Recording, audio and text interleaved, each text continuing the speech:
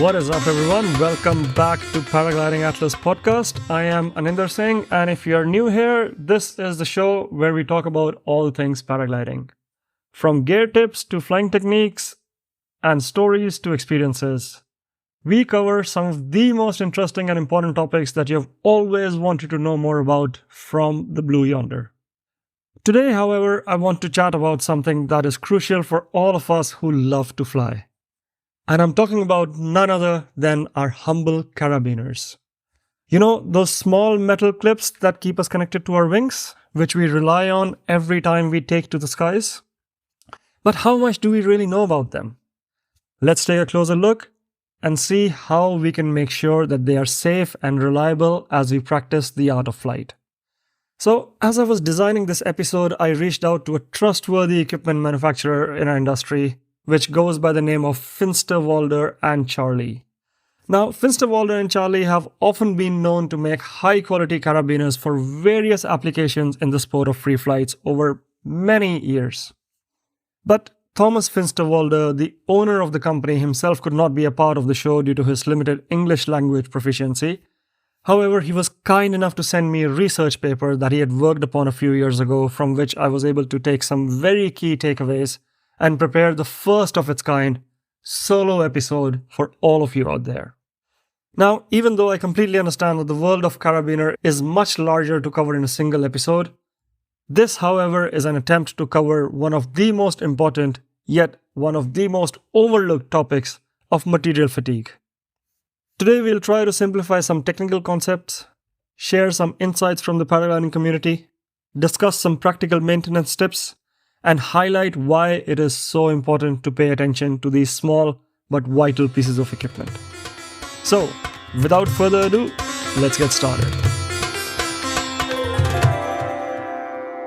Let's begin this episode by acknowledging that there have been some incidents in our community where carabiner failures have often led to serious accidents. While specific details are often kept confidential out of the respect for those involved, these unfortunate events serve as a stark reminders of the importance of regular equipment inspection and maintenance. And material fatigue and corrosion have often been identified as contributing factors in some of these cases. Most of the time, they involve carabiners which are used beyond their recommended service life or without proper inspection and care. These incidents underscore the critical need to understand how and why carabiners fail, even when they appear to be in a perfectly good condition upon visual inspection. So, what exactly is material fatigue and why is it so crucial for us as pilots? To explain this further, I would want you to imagine a paperclip, something as simple as that. And if you keep on bending a paperclip back and forth repeatedly, what really happens is that initial few times it flexes without any problem. But over time, it keeps on becoming weaker and weaker at a certain point and eventually snaps. Now, this is the simplest way to visualize material fatigue. The progressive structural damage that occurs when a material is subjected to repeated stress cycles. In context of paragliding, every single launch, every single encounter of turbulence, or when we perform maneuvers, our carabiners are kind of going through the same stress cycles. Now, applying the same analogy of paperclip, once these stress cycles keep on repeating themselves over a period of time, they tend to cause microscopic cracks in the metal. Now, I understand visualizing microscopic cracks is going to be difficult, but the problem is, while individual stresses may be well within the carabiner's capacity or the rated limit, the cumulative effect over a period of time can weaken its strength significantly. And that is why understanding material fatigue and how it affects our equipment is very essential to our safety. Now, as I was going through the research paper, I thought of having some conversation with some experienced pilots who shared their thoughts on this topic. One of the pilots mentioned in their early days, they didn't really pay much attention to carabiners. They assumed, just like all of us, that as long as the equipment wasn't visibly damaged, it was fairly safe to use. And another pilot who's an acrobatic flyer pointed out that high-stress maneuvers actually put a lot more additional stress on carabiners. And in fact, acro flyers make it a point to replace their carabiners more frequently than the usual cross-country flyer or the weekend flyers. And most importantly, they also try and keep a log of their flights and maneuvers to monitor the stresses placed on their equipment over a period of time. Now, these insights highlight a common realization amongst a lot of us, and that is, even without visible signs of wear, carabiners can fail if not properly replaced or maintained when necessary. To illustrate this further, I would like to break down a technical concept, and I'll try and keep it as straightforward as possible. Let's talk about static strength. Static strength refers to the maximum load a carabiner can withstand when a force is applied in steady and slow manner. In other words, application of a constant and unchanging load. For example, if a carabiner, as they usually are, is rated at 20 kilonewtons. If you look at any of your carabiner from your equipment, you can see it must be written 18 or 16 or 20 km. Now, kilonewton is a unit of measurement which runs in thousands. So let's say 20 kilonewton means 2000 kilograms, and the carabiner is rated to not fail up till 2000 kilograms under static conditions. However, this varies differently in real-life flying conditions when we are actually dealing with dynamic loads. And these forces vary greatly in magnitude and direction, and often suddenly at times. Visualize this. Think about hitting a turbulence and facing a massive collapse. And then the reopening is so violent that sometimes these forces on the carabiner can spike momentarily, exceeding the typical load limits experiencing during the regular flight.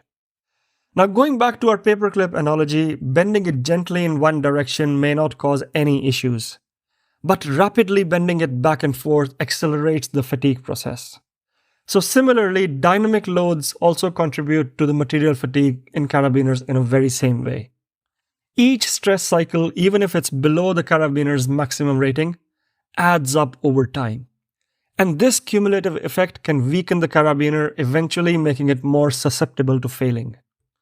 Now, manufacturers of paragliding equipment such as Petzl and Edelrid provide guidelines to help keep our gear in top condition. While specifics may slightly vary depending upon the model and the equipment number you have, there are some common themes which we can focus on. Firstly, the service life is a very crucial concept. Even though metallic equipment doesn't degrade in the same way as a fabric or a plastic in paragliding, the manufacturers recommend retiring carabiners after a certain period of time or the amount of use. And factors such as frequency of use and types of activities and environmental conditions can all influence this time frame greatly. Secondly, regular inspections are essential. Before and after each flight, we should check our carabiners for any signs of wear, deformation, or corrosion or damage. There is often emphasis on proper maintenance, and this basically in simpler words means cleaning the carabiner after they have been exposed to something out of the ordinary, such as dirt or sand or salt water, which comes down to drying them thoroughly before storage or lubricating the moving parts with appropriate products such as silicone-based lubricants. Finally, the storage also matters up to a certain point, although this goes overall for the harnesses in general, but keeping carabiners along with the harness in a cool and dry place, away from direct sunlight, not leaving them in your car or out in the landing field for long, will of course help extend the lifetime of our equipment and eventually enhance the safety in our skies while we practice the art of flight. Now, as we are talking about manufacturer recommendations, I would also like to bring in a detail about environmental factors and their impact on our equipment. Pilots who frequently fly in coastal areas or humid climates need to be particularly vigilant about salt water, as the moist air can accelerate this corrosion and even on the metals that are generally resistant to rust. So for example, if you're flying around the coast, carabiners are exposed to salty, humid air, and this can eventually lead to corrosion if not cleaned properly. So it's very important to rinse carabiners with fresh water after such flights and dry them thoroughly before storage. And same goes for sandy or dusty environments which can cause abrasion and wear and tear eventually. So overall, regular cleaning helps remove small particles that might grind against the moving parts or surfaces and cause more damage to these microscopic cracks that eventually develop while we're practicing some high G maneuvers. Although we might not always think about environmental factors, but they do play a significant role in longevity and reliability of our equipment, So being mindful of these conditions and taking appropriate care can make a big difference. Now moving on, I would like to address some common misconceptions that can often lead to complacency.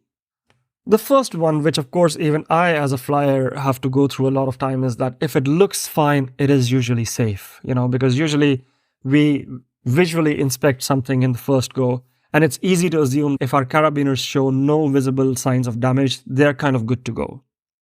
However, as talked about previously, the damage in carabiners happens at a microscopic level and isn't always visible during visual inspection except for the usual paint job or some bit of scratches that we might be able to watch out for.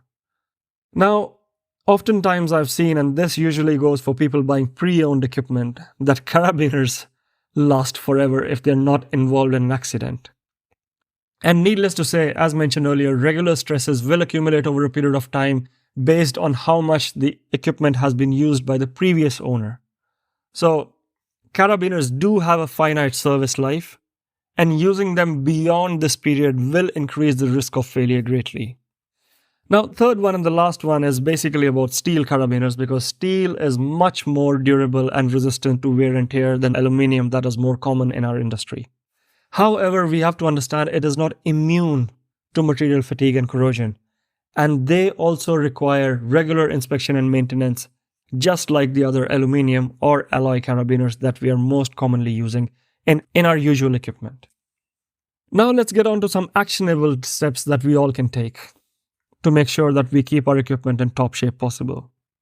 One of the simplest things that comes to my mind is aluminium carabiners have to be replaced every 5 years according to manufacturer's recommendation, especially if you fly frequently. And on top of that, if you engage in acro flying or perform dynamic maneuvers such as wingovers or spiral dives, you might consider replacing them a bit more often. Thorough inspections also help a lot. Visual checks before every flight, such as figuring out if the gate is opening or looking for cracks or deformation of corrosion, helps a lot. However, detailed inspections periodically can take this a step further.